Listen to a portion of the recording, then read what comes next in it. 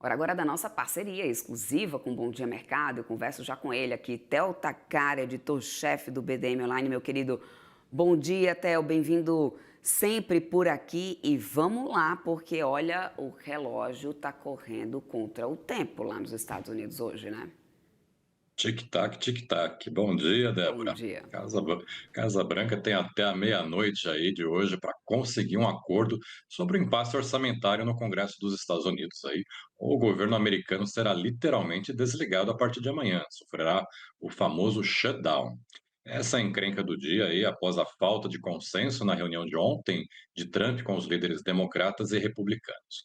O shutdown paralisaria diversos serviços públicos aí, ameaçando inclusive a divulgação do payroll, né, que é o dado mais aguardado dessa semana e que está previsto para sexta-feira. O risco de paralisação do governo americano foi admitido pelo vice-presidente, o J.D. Vance, após o encontro mal sucedido de Trump com os parlamentares. Segundo ele, né, os Estados Unidos caminham aí para um shutdown porque os democratas não querem fazer a coisa certa. Como você mesmo lembrou ontem, né, Débora, essa história de shutdown está sempre se repetindo, né, e muitas vezes só é resolvida pelo Congresso americano ali no último minuto. Ontem, a Câmara, que é liderada aí pelos republicanos, partido do Trump, chegou a aprovar um projeto de lei provisório aí que estenderia o financiamento do governo até 21 de novembro.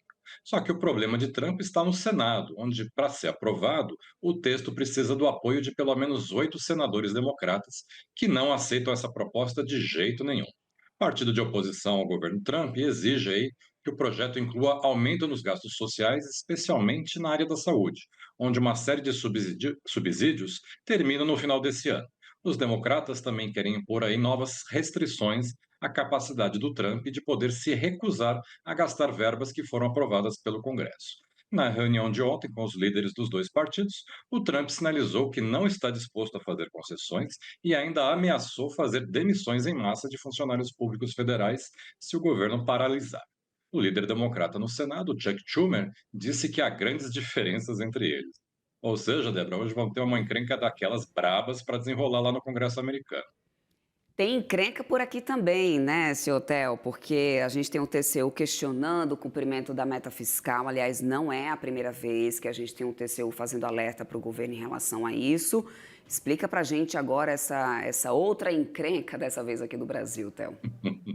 O Tribunal de Contas da União, né, o TCU, questionou a prática do governo aí de mirar o piso da meta fiscal na hora de fazer o contingenciamento de gastos no orçamento.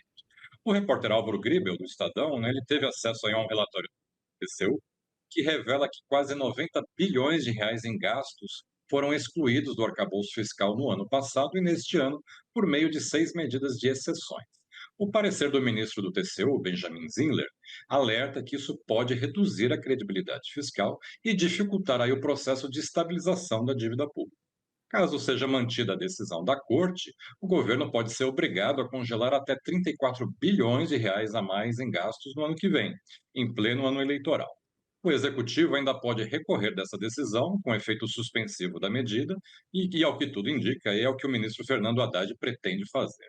No evento que ele participou ontem, né, do Itaú BBA, o ministro disse que a equipe econômica segue comprometida em atingir os resultados fiscais, mas que a interpretação do TCU sobre o centro da meta contraria aí uma determinação que foi dada pelo Congresso Nacional.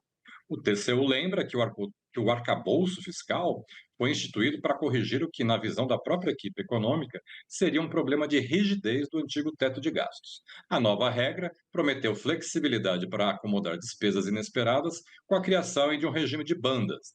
O problema, segundo o tribunal, é que, mesmo com essa margem de tolerância, o governo vem excluindo despesas da meta.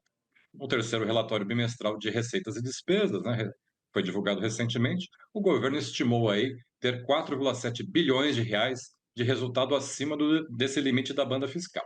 Mas, ainda assim, optou por excluir integralmente as medidas de socorro contra o tarifaço de Donald Trump.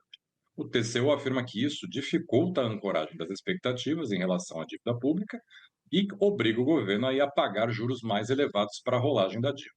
Na avaliação do tribunal, a prática de excluir gastos é pior do que se houvesse aí uma mudança da meta fiscal, Débora. Pois é, vamos aguardar então, né, quais serão os próximos passos em relação a isso, quais serão os efeitos. Então, vamos falar também da agenda dos mercados, né, dessa terça-feira, porque tem agenda agitada aqui no Brasil. lá fora, né? É uma semana aí de dados do mercado de trabalho. Pelo menos a publicação do JOLTS hoje está garantida. O payroll na sexta-feira, não sabemos até Já não quando, mas prometo. conta pra gente o que teremos hoje, Theo. Pois é, nos Estados Unidos hoje, de relatório JOLTS, né, traz aí os números do mercado de trabalho americano. Relatório sai às 11 da manhã, pelo horário de Brasília, deve apontar 7,1 milhões de vagas abertas em agosto, mesma proporção de julho. Lembrando que amanhã, se a gente não tiver o shutdown, temos a pesquisa ADP. Não, a ADP sai porque ela é privada, então não tem risco, com o ritmo de empregos no setor privado. Mas o relatório do payroll na sexta-feira, como é um dado público, corre o risco de não sair, como você mesmo acabou de citar. Ainda nos Estados Unidos, temos aí o dado de atividade, o PMI medido pelo ISM de Chicago, que sai às 10h45 e deve melhorar para 44,1 pontos em setembro, aí depois de marcar 41,5 em agosto. E às 11 temos o índice de confiança do consumidor medido pelo Conference Board. Além disso, 4 membros do Fed, né, vão discursar ao longo do dia. Né? O Philip Jefferson já caiu da cama e falou às 7 da manhã. A Susan Collins discursa logo mais às 10, o Alston Goolsbee fala às 2h30 da tarde e a Lori Logan fecha a agenda aí com um evento às 8h10 da noite. Na Europa, a presidente do Banco Central Europeu, Christine Lagarde, vai discursar num evento lá na Finlândia, às 9h50 pelo horário de Brasília. E por lá também temos a leitura preliminar de setembro da inflação ao consumidor na Alemanha, que sai logo mais às 9 da manhã. Na China, saíram de madrugada os dados de atividade, né, os chamados PMI, tanto da indústria como de serviços. O PMI industrial, medido pela S&P Global, subiu de 50,5 pontos em agosto para 51,2 em setembro, acima do esperado, que era uma leitura de 50,3. Foi o segundo mês consecutivo em que o dado ultrapassou a marca de 50 pontos, aí que indica expansão de atividade. Por outro lado, o PMI do setor de serviços registrou uma ligeira queda de 53 para 52,9 pontos aí na passagem de agosto para setembro. Apesar do recuo, o indicador ainda está acima do nível que é considerado de expansão de atividade econômica. Aqui no Brasil, né, depois da desaceleração dos números do CAGED divulgado ontem, hoje é dia da taxa de desemprego medida aí pela PNAD do IBGE, né, no trimestre móvel encerrado em agosto. O dado sai logo mais às 9 da manhã e a expectativa é que a taxa se mantenha estável em 5,6%, após aí quatro quedas consecutivas, né? E o indicador chegou aí ao nível mais baixo da história. Do lado fiscal, temos agora, né, está saindo agora, 8h30 da manhã, o resultado do setor público consolidado em agosto, que a expectativa era de um déficit primário de 19,1 bilhões de reais, segundo a mediana das expectativas dos economistas. Né? As projeções eram todas deficitárias, estavam variando desde 13,7 bilhões até 30 bilhões de déficit aí no resultado público consolidado. Em julho, o resultado tinha ficado negativo em 66,5 bilhões de reais. E à tarde, às 2 da tarde, o Tesouro divulga o relatório mensal da dívida pública e também a revisão do Plano Anual de Financiamento, o PAF. Os números serão comentados numa entrevista coletiva marcada para as 3 da tarde, Débora.